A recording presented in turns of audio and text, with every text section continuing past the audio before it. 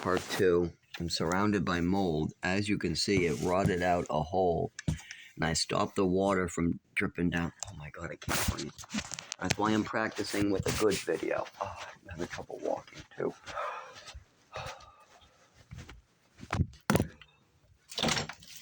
Maybe there'll be fresh air in here.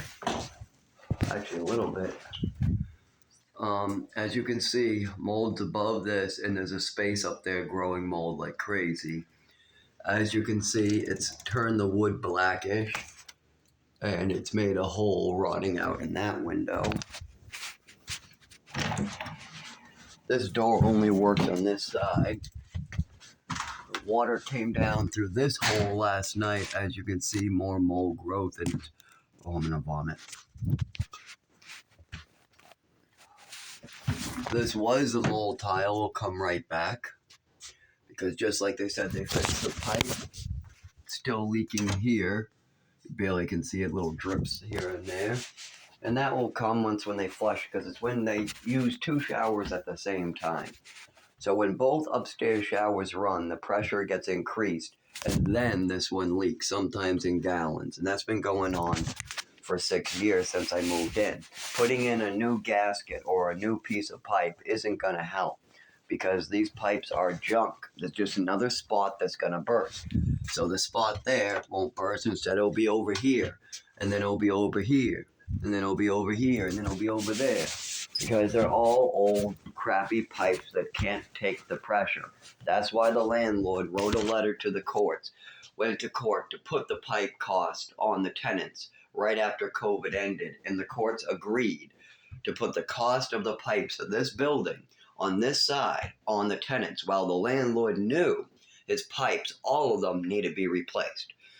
So when we moved in, the landlord knew all his pipes needed to be replaced. He had many people tell him that the pipes need to be replaced. He knew during winter he has problems with the pipes. He also told us 4 years ago to try to heat his pipes. Take a heater. The landlord asked us to put a heater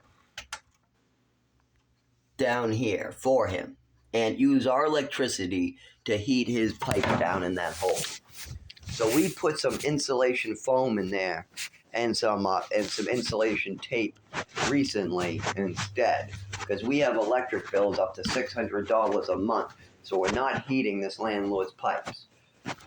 Now, why does he ask for all of these things? Because the landlord knows his pipes are bursting and he doesn't want to pay any money for them. Okay, I'm having trouble speaking and I'm getting sick to my stomach. This practice round is about over. I shouldn't be walking around with this cane so much.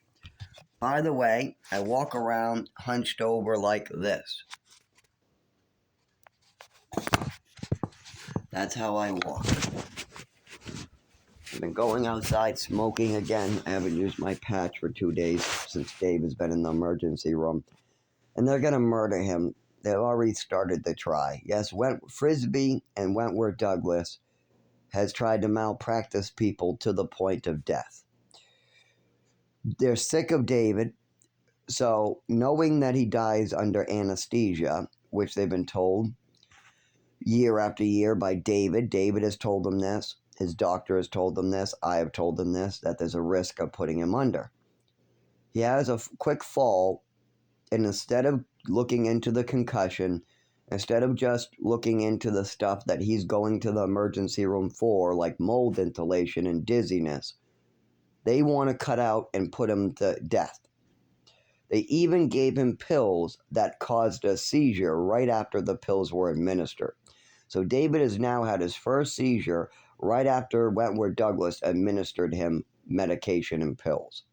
So first, he gets dropped off for mold inhalation, making him dizzy and fall. The mold is making this man dizzy and he falls. He's tried to get help with this for years now, as well as I have tried to get help with this.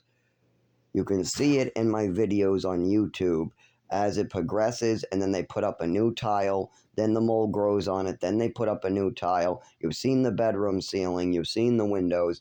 Obviously, this place was filled with black mold in the walls, the ceilings, places you just can't get. And as the air flows through here, if you close the windows, it builds up with mold spores. I even fall and get dizzy. Yes, I've had falls. When I close the windows, it gets so bad. So David is dropped off at the emergency room for a light fall because of the dizziness he's receiving, plus his pre-existing conditions making him dizzy on top of it. What does the hospital do for him? Well, first they schedule him for a colon removal, which we've known for years he needs to get surgery, but he can't because of the anesthesia. They know this, but they know also if Dave says yes, they can kill him off. They can do a basic surgery, he'll die on the table, and then they can get rid of him. Okay. Is David smart enough to figure out what to do? Yes, he is. He refuses the surgery until he talks to his doctor. Smart man. Great. Don't let the hospital kill you off. They should be speaking to your healthcare proxy and doctor, knowing you're senile and you can't take care of your own healthcare. They know this. Wentworth Douglas Hospital has got reports from me and his doctor in Lowell that David is unable to answer yes or no questions properly at this moment because of the mold making him dizzy. But we can get him better by taking him out for a couple days and getting him exercise and getting him fresh air. But in the hospital, he doesn't get exercise, so he sleeps all the time. If David sleeps all the time, he doesn't look good at any time because he has muscle atrophy. He shakes and falls. But if you get David exercise outside the house for 2 days, he gets better. He just has to eat a healthy meal, take his meds, and get out of this mold and inhale fresh air and while getting minor amounts of exercise. And he recovers. And he has every symptom of black mold exposure. So do I. So did Raymond. So does anybody who moves in here. So what does the emergency room do about this mold exposure when they're provided with proof? They're provided with pictures, videos. They refuse to take the videos. They say they have no way to take them. Well, then let me show you them in the office. I'll come in right now and I'll show you what's making David sick. Oh, no, we don't got time for that. Okay, so I brought him in for a fall from the mold. What did they do now? They're scheduling him to have him get his colon removed. Okay, David said no. So that they release him? No. Then they start medicating him for pain, and he has a seizure from the medication. Then, after the seizure from the medication, now they're holding him for observation. He needs to go to another emergency room before he winds up dead. But I'm pretty sure on Saturday or Sunday, David will be dead in no time. He walked in there just with a minor fall. He's never going to walk out. They first try to kill him with anesthesia. Then they administer him meds, and who knows what pills they gave him because Dave doesn't know how to check his pills. And then he has a seizure right after the pills, which they called me about. Now, who knows what's going on? I'm going to call them. So David is being murdered by the doctor's office up here, and they're making malpractice decisions on purpose. I saw this at Frisbee myself. I went down there, found unconscious, my head all bloodied, concussion, all bad. Somebody just licked out my ear while I couldn't get up. I can't move my legs. My speech is affected. My brain is swollen. My whole face is bleeding all over. The nurses know I need care. The nurses are calling the medical board. The nurses think I might die tonight. 3, 4 of them. They're just surrounding me, trying to bring me back into the emergency room. As the doctors go, no need, just let him die out there. No need. His family says it's all something else. No need. And the nurses go, yes, there's a need. He's bleeding all over himself. His face is 3 times more swollen outwards than the left side. He looks like goddamn Frankenstein. He has a concussion. He can't form sentences. He can't walk out of the wheelchair. And he can't even dial a phone. And you're releasing this man. And how is he supposed to get home? He can't even talk. He's bleeding on himself, and he can't even walk. So, yeah, they've done this to me as well. And I live in Rochester, New Hampshire. So we got doctors taking advantage as much as they can. They're double billing. I was double billed. They called me and canceled on me. And then they said I didn't show up.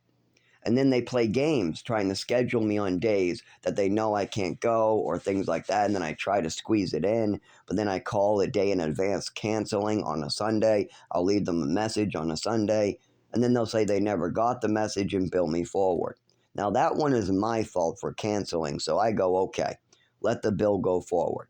But if my doctor cancels on me, when I want the appointment, I wanted that appointment so badly, I took all these days off in a row. I'm ready.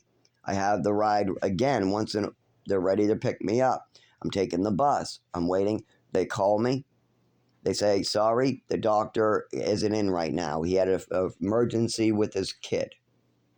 He had an emergency with her. Oh, sorry, she had an emergency with her kid. Okay, then see me tomorrow. Oh, no, she's booked up. When can she see me? Oh, not for 6 months. Then put me down for the soonest you got. Then I call my insurance company. I let them know the next day of what's going on. I ask them, I say, did they put through a bill for that appointment? They say, yes, they did. They said it was a no-show. I said, I showed all right. She said she had something to do with her goddamn kid, and she canceled on me and rescheduled 6 months from now. She did. And did they do anything about it? No. I'm the one lying. I'm making up a story. Why would they think that? Why would they think I would make up a story to my doctors when I've never once in my entire life ever made up a story at the doctor's? I've always told them what I know to be true, either what my mother told me was true or what a doctor told me was true. I've always stuck to exactly the facts I know are true. So why would a doctor think I'm playing a game, like I'm trying to show off my testicles or dick or balls, or I'm lying to my insurance company? Why? What do I gain? What? Am I just like some kid who's upset with an immaturity issue? Why? Oh, that's right. That's exactly what my father and his new side piece told my doctors, that I'm creating red herrings. It's all a fantasy. Oh, and I'm just having an immaturity issue. You can tell by my funny voice. What the fuck? What's that going to accomplish? Oh, that's right. That's going to cut off all medical care that I need. The statements that my father has made will automatically cut off all medical care that I need. And he's done this for 25 years. First, my mother did it with him. Then, after she passed away from drinking and drugging, my father covered that up. He just said, oh no, my wife doesn't drink. Meanwhile, the doctors know she drinks. She has alcohol in her system while her liver is failing at 20% because she came home for one day. They know she drinks. But my father continues to lie. And she's on a liver transplant list to take a liver from a fucking 10-year-old kid who needs it. So some 10-year-old kid out there, or some teenager, or some 30-year-old won't get their liver because my father lied to the doctor about my mother's drinking and pill popping. Yes, my father knew that my mother stole my Vicodin from a medicine cabinet and that she had lots of pills she was popping. She even gave me these pink opiates on a plane. So she always had a purse full of opiates and full of pills. She was popping my Xanax multiple times. I watched that bottle shrink down, and I never said anything because I was only 13, and I would have been smacked around if I opened my mouth against my